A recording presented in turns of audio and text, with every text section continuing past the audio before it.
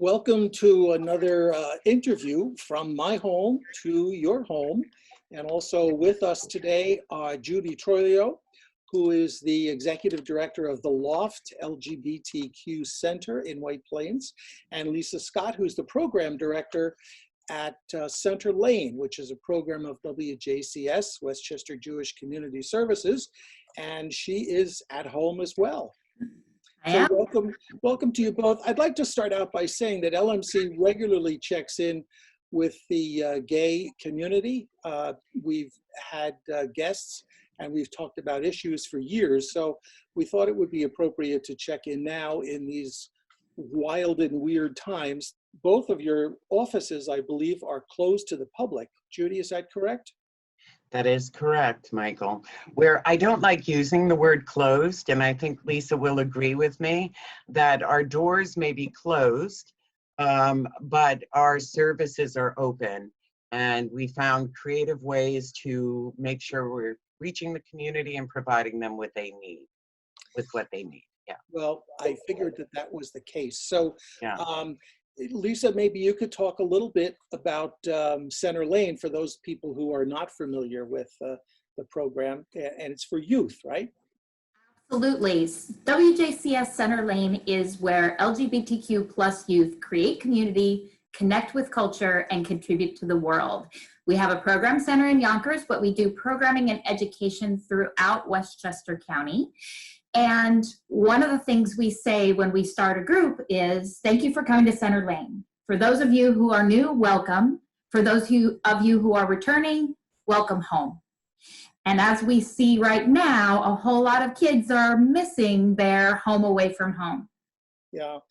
Judy, is that also true? You get that sense from the adults that you serve, that they're missing that sense of home? Yeah, absolutely. I think a lot of people are familiar with the LOFT, and the LOFT works very closely with WJCS and Center Lane. We love our youth, and we love Lisa and the staff over there. We serve adults 18 and up, and Center Lane actually does some programming here at the LOFT as well. We have found we are actually providing a lot of our services, our support groups, our social groups, currently online. And the group numbers are way up there. There are some groups that they meet every other week, and they're now requesting meeting time every week. So we're providing most, if not all, of our groups virtually at the moment because people are lonely. We're seeing a lot of our senior population at home. We're doing friendly check-ins. We're getting groceries for people who are homebound. So we're doing our best. It's a really difficult time. Lisa, are the youth that you serve also complaining about loneliness?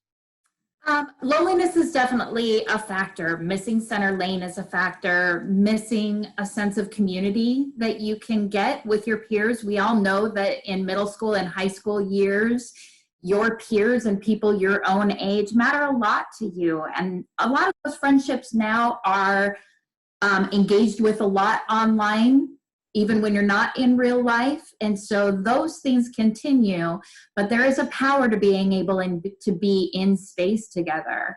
Additionally, we know that many of our youth are at homes with adults who don't call them by their name and don't use correct pronouns, or in other ways are just not affirming and respecting of their gender identity or their sexual orientation. And so being in that environment 24/7 and never being called by your name is really rough. It's good to have a way to reach out and still engage with our transparency support group, with other youth, and with affirming adults who know who you are and believe in you.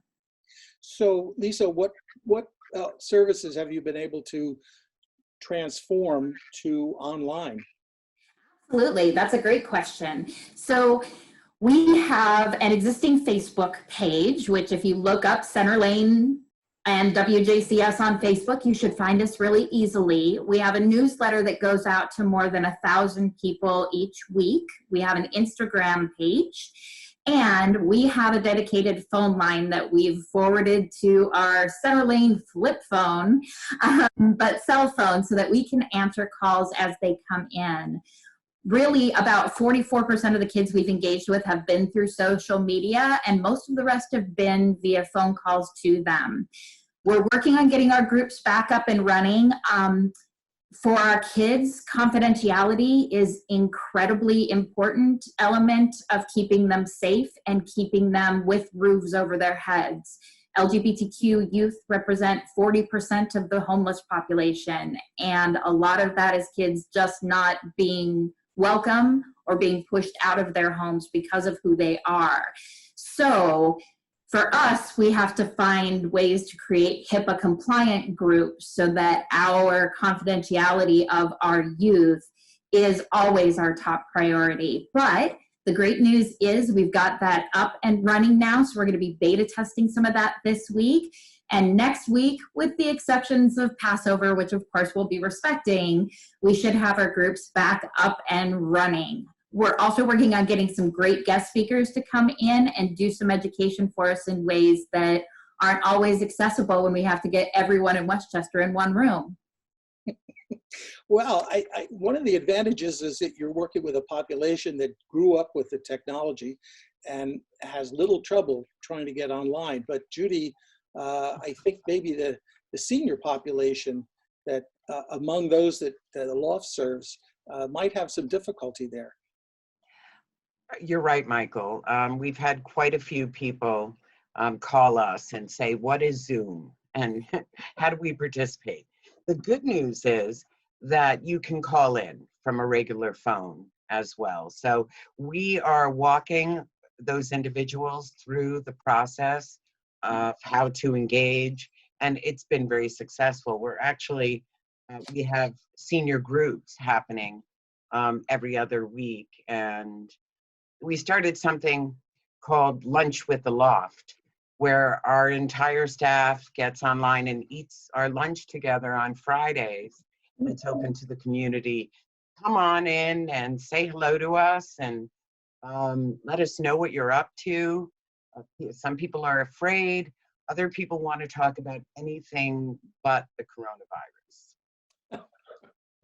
So the contact information is on the screen during this course of this interview, so that people will know your website and your telephone numbers for them to contact you. And on the website, there are specific instructions, are there, on how to access some of these online services?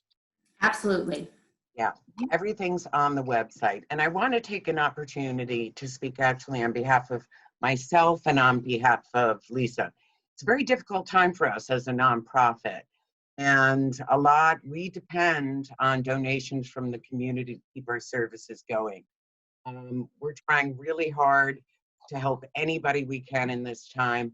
And it's hard for everyone out there, but if you want to give to a good cause, give to Center Lane, give to the LOFT, if not now, in the future, because that's how we keep going. So for Center Lane, we're going to be celebrating Trans Visibility Day by checking in with our parents, checking in with our kids that participate in our amazing transparency group.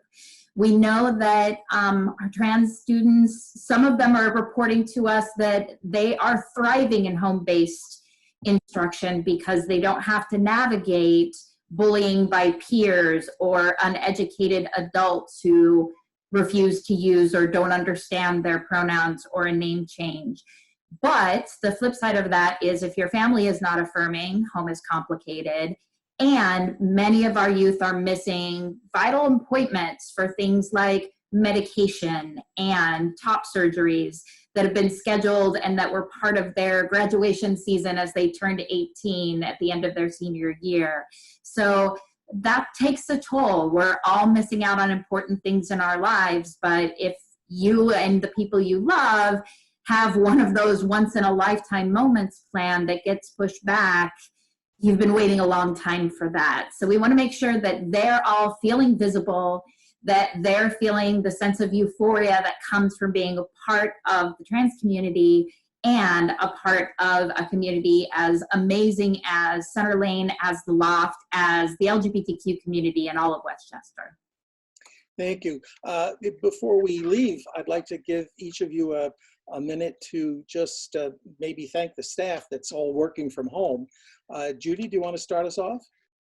Oh, there aren't enough words to thank our tremendous staff and a great group of volunteers that are out there getting groceries for people that are homebound, disabled, seniors that contact our center. Our staff is working diligently from home, but I've never seen them work harder to come up with creative ways to serve the community. We are truly blessed to have an amazing staff, and there are only 7 of us. And we're dependent on about 129 volunteers to help us out throughout the year. So I thank them, I thank our board, I thank our community as a whole. And we're gonna get through this. We're gonna get through it together. The LGBTQ community has been through an epidemic. We are survivors. So we're gonna work together, and we're helping other people out there. But thank you for the opportunity, Michael, to reach some people we don't usually get to connect with. Lisa, I want to give a shout out to one of your workers, David Diamond, who was helpful in connecting with you and you connecting with us. So anybody else you want to thank? Absolutely. We have an amazing staff of 2 full-timers, myself and David Diamond, and we have 3 part-time staff as well. Sarah Rubin, who runs our Transparencies for Adults, and Weston Siana, who runs Transparency for the Youth. We also have Liz Verastro, who is getting the last of her master's in social work via Zoom at this point, so as she's set to graduate in June, and some tireless interns and help from Sarah Lawrence College and other places. But mostly, I want to thank our youth and their parents. Every phone call I have with them, they ask me how I'm doing. They check in with us to make sure that we're okay and that the staff is functioning so we can continue to serve them. It's a really amazing community to be a part of. And I do have an ask for our community at large. On our website, by the end of this week, we're going to have some Center Lane challenges up. And so we're going to do some culture challenges like, why do LGBTQ people seem to have such different hair from time to time? What's that about? So kids can learn more about the LGBTQ plus community. And we're going to be asking our LGBTQ elders or young adult mentors, anywhere in that age range, to make some videos called Welcome to the Gayborhood.